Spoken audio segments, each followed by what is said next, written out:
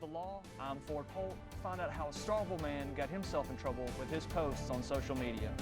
Tar the roads, not your lungs. I'm Alexis Ellis. Find out how colleges and universities are trying to promote healthy lifestyles.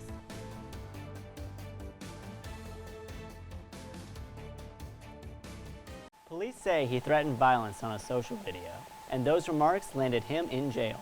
Take 30's Ford Polk shows us the video and explains why Starkville police took the post so seriously. You love them. Better tell them to stay the around me. Darren Grayer, a 28-year-old Starkville resident, was arrested for his threatening posts on social media. If I had to start letting bodies drop, I will. Grayer was unavailable for comment, but in his video, he threatened Starkville's law enforcement officers, Starkville city officials, and the general public. His rant lasted over 5 minutes and was posted to Facebook on Friday, November 8th. Law enforcement takes threats online very seriously. But how do they determine if you're joking or if you're being serious? We take steps to investigate it, and those are going to be on a case-by-case basis. If it's just one individual making claims or threats, we're going to bring them in here and ask them, what's going on, most likely. Grayer is currently being held in the Oktibbeha County Jail, and his bond is set at $250,000. With Take 30 News, I'm Ford Polk. Police ask you to contact them if you see someone making threats online. A Mississippi man is sentenced to life in prison after pleading guilty to killing his mother on Mother's Day in 2017. The Northeast Mississippi Daily Journal reports 37-year-old Antonio Gladney of Shannon appeared in court Tuesday and pleaded guilty to murder. Investigators say Gladney was estranged from his 66-year-old mother, Molly Gladney, when he used flowers and a Mother's Day card to gain entry to her house in Shannon. Lee County Sheriff Jim Johnson said Molly Gladney was killed with garden tools and other items. The sheriff says Antonio Gladney fled but returned that evening, spoke with officers, and was arrested the next day. Antonio Gladney says during a 2017 court hearing that he was, quote, under the influence of something when he killed his mother. He said he accepts that his actions hurt his family. Police have charged a Tennessee couple with capital murder in the death of a 1-year-old child at a Mississippi hotel. News outlets report the child's mother, 18-year-old Kentavia Chapman, and her boyfriend, 37-year-old Pierre Jarrell, both of Memphis, are also charged with felony child abuse.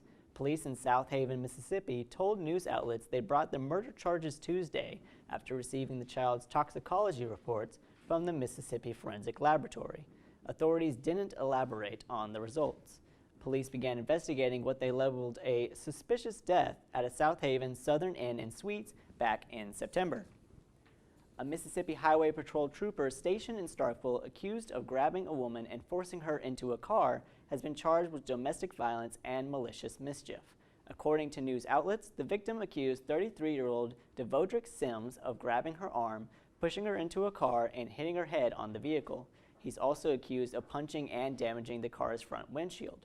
The patrol captain told news outlets Sims had been placed on administrative leave with pay pending the outcome of the investigation. Some call it modern-day slavery, and as Take 30's Shatoya Reedus shows us, a woman who helped sex trafficking victims in Atlanta is now in our area hoping to help people here. Human trafficking worldwide is a $150 billion industry. According to No Longer Bound, a group that advocates for human trafficking, the United States is the #1 consumer of sex worldwide. I wouldn't even call it underground at this point. It is just so prevalent, but it's one of those problems we're really refusing to address. Human trafficking is the fastest growing criminal business in the world. Many of the victims that are caught up in this ring are children. More than likely girls between the ages of 12 to 14, coming from broken homes, impoverished areas, people struggling with school, addiction, alcohol, just at-risk young females. No Longer Bound, Tara Hambrook said human trafficking is easy to spot in much bigger city opposed to Mississippi State. Downtown, any night, there will be girls on the streets and their pimps won't be out there with them, but they're working for someone. So it's not just for them. So it'll just be girls in their short dresses, small outfits, out there on the streets trying to get you to come and pay for sex with them. While at MSU, Tauber works together with Out of Darkness organization to help provide shelters for the young women. Works with will go around on Friday nights and go around to the girls on the streets, and they'll give them a rose and a little card that has the number, and if they need it, they can come stay. It's a short-term kind of deal, but there are shelters where they can stay for longer periods of time as well. Technology is continuing to advance. Victims of human sex trafficking are frequently lured over social media. For Take 30 News, I'm Chatoya Reedus. Spring, the group will hold an awareness event called Walk for Freedom. Nan, take a look at this.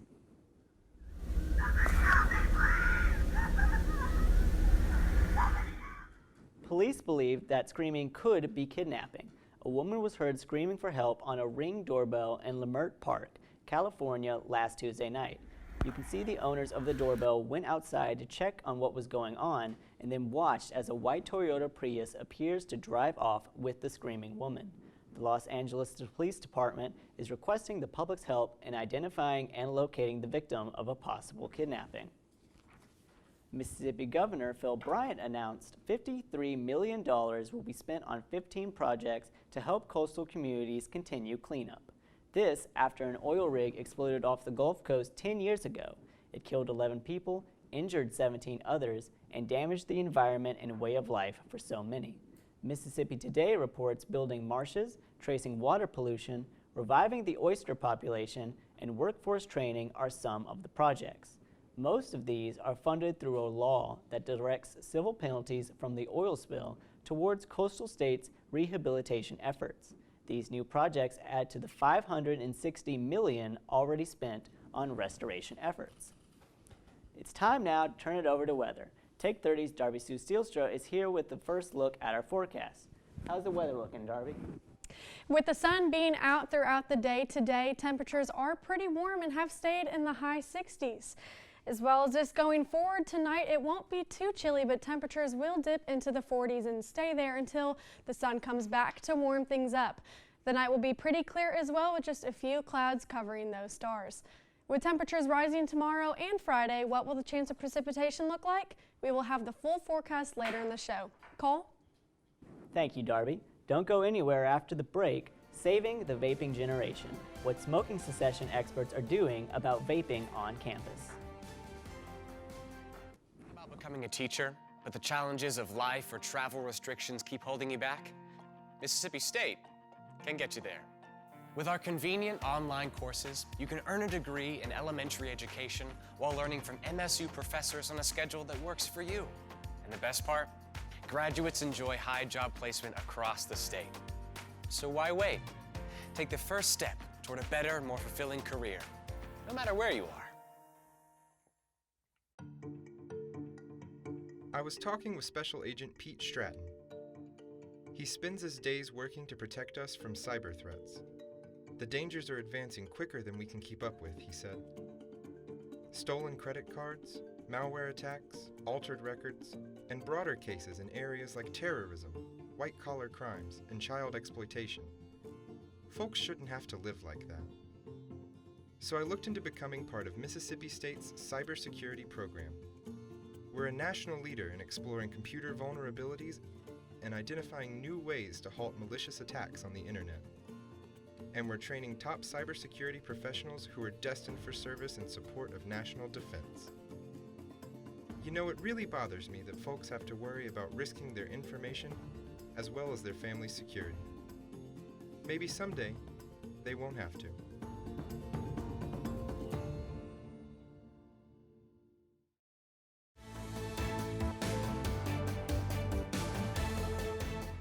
Welcome back.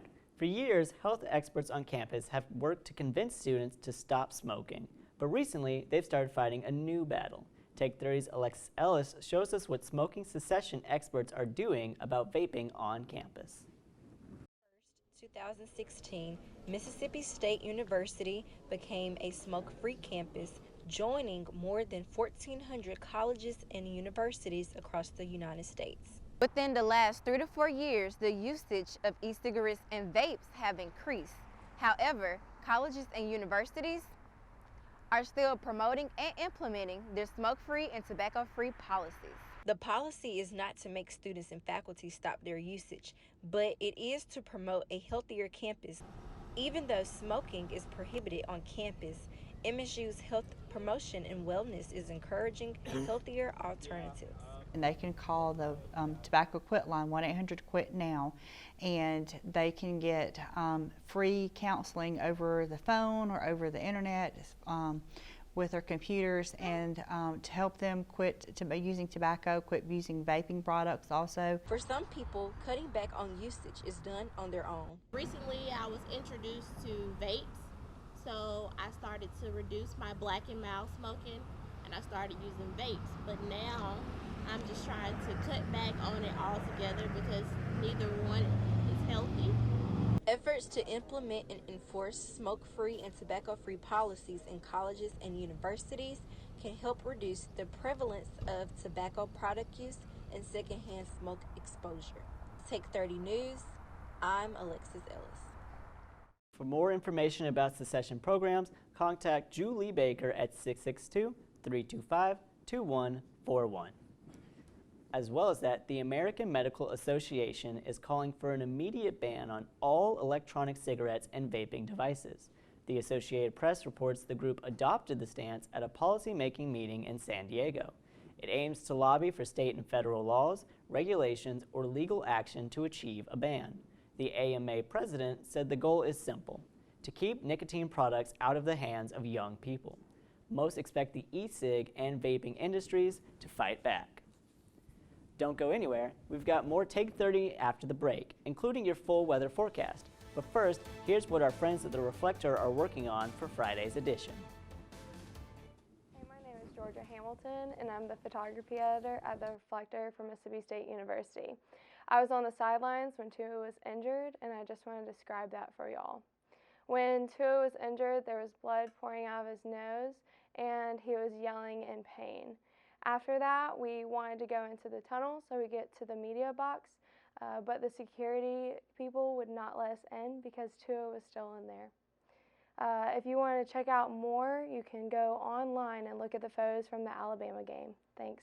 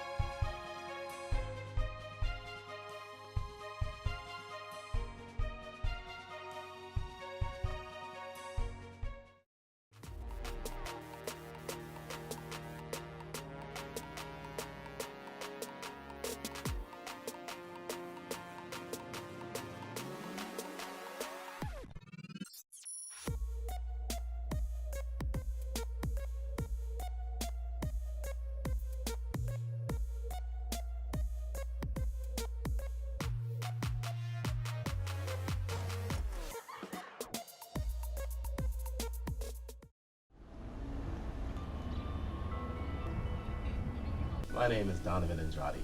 I graduated from a high school in the Middle East. I wanted to find a college that best suits home for me, and I found it here. Out of all of the universities, Mississippi State tops them all. MSU's theater program is unique to me because it's challenging, it's energetic, and it can also make you very open-minded to the world. Theater has its own community where you're never really alone. Everyone around you is family, and it felt like home.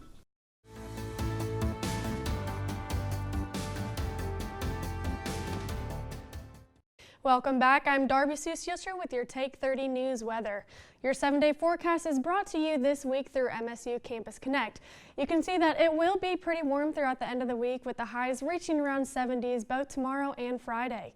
There is a small chance of rain tomorrow, as well as a 70% chance of rain on Friday. We may also see some precipitation Saturday afternoon. It will, however, cool down just a little through the end of the weekend, but sure remain in the mid-50s. Despite the chance of rain, the weather this Saturday will be pretty mild, as temperatures will be around the mid-50s. If you are planning to attend the MSU football game this weekend, be sure to bring a jacket and even potentially a rain jacket, as temperatures will dip into the low 30s as the sun goes down, and that chance of precipitation still remains. That is all for your weather forecast. Cole? On day 4 of the impeachment proceedings against President Donald Trump, U.S. Ambassador Gordon Sondland testified there was, in fact, a quid pro quo for Ukraine to announce investigations into President Donald Trump's political opponents. Sondland said it came from the president's personal lawyer, Rudy Giuliani, at the, quote, express direction of the president.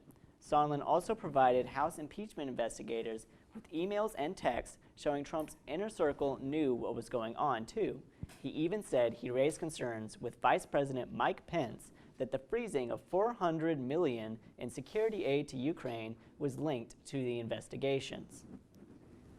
But will the public impeachment proceedings change anyone's mind? For most, the answer seems to be no, according to a new NPR PBS New Hours Marist poll. Half of Americans said they approve of the impeachment inquiry, about the same as the poll found last month. Respondents are also split on whether they think Trump should be impeached and removed from office. But 65% of Americans say they can't imagine any information or circumstances during the impeachment inquiry where they might change their minds about their position on impeachment. And 30% say yes, it's possible. Next, a Confederate monument that had stood in front of a North Carolina courthouse for 112 years was taken down overnight after months of debate and protest. CNN reports crews used cranes early Wednesday to remove the monument, a bronze statue of a Confederate soldier atop a marble pedestal, from its spot outside the Chatham County Courthouse in Pittsboro, roughly a 35-mile drive west of Raleigh. It was the latest Confederate memorial in the South to be moved in the past few years amid a national debate about their purpose and necessity. The County Board of Commissioners voted in August to remove the statue. That sparked a court challenge by the group that donated the statue in 1907. A judge ruled this month that the group did not give sufficient evidence supporting the monument's continued presence in front of the courthouse. Switching gears, it's time to turn things over to Richard Hill with Take 30 Sports. How are the Dogs doing this weekend, Richard? They're doing pretty good. We've got lots of things to look at. Stay tuned, though. We'll have actually updates on MSU athletics and previews as well after the break. Okay.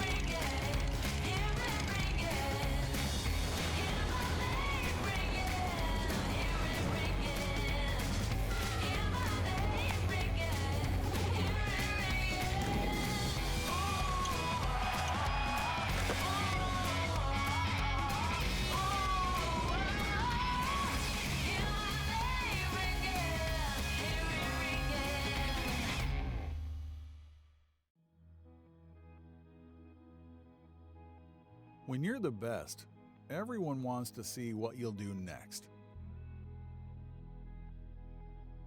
At Mississippi State University, our team of world-class rocket engineers is venturing beyond boundaries, building rockets like none before.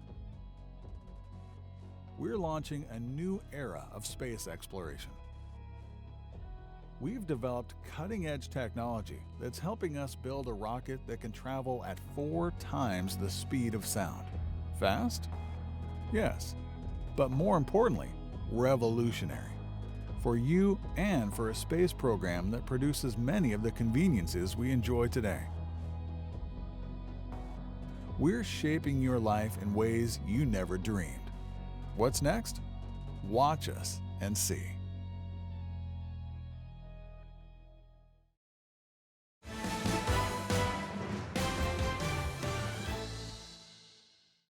Saturday was a long day for Bulldog fans. The football team took on the 5th-ranked Alabama Crimson Tide for yet another year, and the result remained the same as it has been since 2007.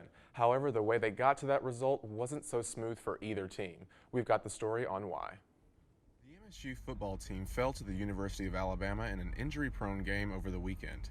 The game saw 5 total injuries, including a season-ending injury for Alabama starting quarterback Tua Tagovailoa.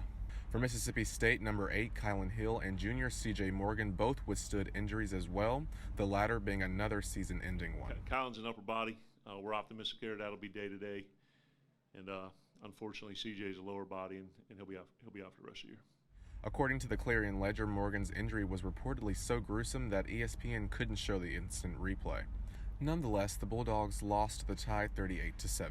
The MSU football team has had a pretty good record here at Davis Wade for their homecoming games, but this year their record isn't as impressive going in. Coach Joe Moorhead said after the game that the team intends on improving on their results from last week. We're never going to be pleased with a loss, but we're going to come in tomorrow, we're going to watch film, we're going to get better off it, and we got to reload and get ready for Abilene Christian. Since the game, Moorhead has said that Hill is likely to play over the weekend, but with several other players being out with injuries, the practice field is very important for the Bulldogs. Going into the season with 10 guys already out and then compounding that with the injuries throughout the season, I think we've got to do a really good job on 2 fronts this week. One, how we control the physicality in practice and making sure that we're able to get to the game with the available bodies, and then seeing how the kind of course of the game plays out. Adam Knight, Associate Professor for Biomechanics in the Kinesiology Department at MSU, says sports injuries are a part of the game, and it depends on what the injury is for players to return. So the initial treatment is kind of managing the pain and the swelling, and then working to restore the range of motion. Depending on the severity of the injury, that just determines how long it's going to take for that rehabilitation process and for the athlete can kind of return to practice and return to play. Again, it could be a week or 2, but for the more major injuries that are more kind of long-term in nature, it's probably 6 to 12 months.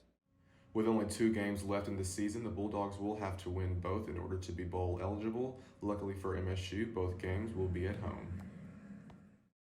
The Bulldogs are 4-6, while Abilene Christian is 5-6 on the season. This Saturday at 6:30, they will go head-to-head in the Davis Wade Stadium. If you aren't able to make it to the game in person, you can catch it on SEC Network and SEC Network Plus.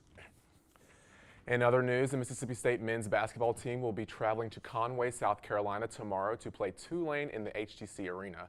Tip-off starts at 1:00 p.m. and the game will air on ESPNU. The Bulldogs are currently 4-0 against opponents this year, but have yet to play a game outside of the hump. Tomorrow will be their first test not having that home court advantage. However, their next game after Tulane will be back at home in the hump on December 5th. Lastly, it's not just the men who have had a successful season thus far this year. The Lady Bulldogs have also gone 4-0 at home in the hump and will also play their first away game tomorrow as well. The women's team will be going up against Jackson State in the Williams Assembly Center tomorrow night at 7 p.m. Jackson State has only won 1 game so far this season, so they will be looking to notch their second win, while the 10th ranked Bulldogs will try to continue their dominance. That's it for sports, unfortunately, but you'll have to stay tuned because we've got more Take 30 after the break. You hear about it most every week in the fall. Some player, somewhere, is fighting for his life after a head injury. Those are the days when the game stops being a game. So I started thinking about armors in nature. For example, rams are protected when they collide. Could that guiding principle be applied to football helmets? We're replicating this process with the hopes of reducing concussions. We're taking strides to save lives. Why do we do this? For the praise?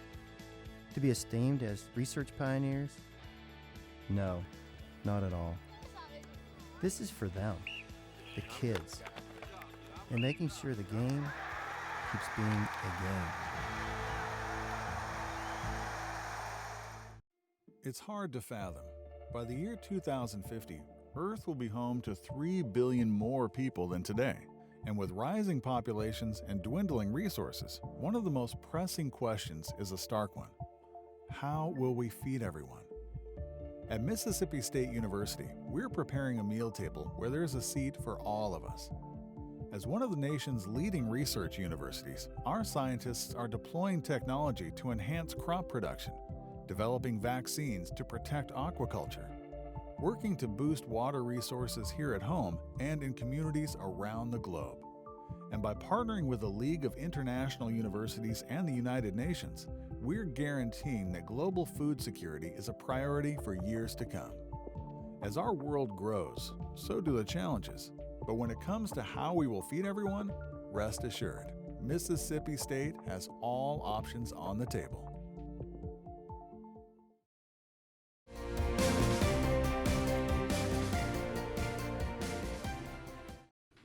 A Town and Gown Christmas. That's the theme for the 2019 Starkville Christmas Parade.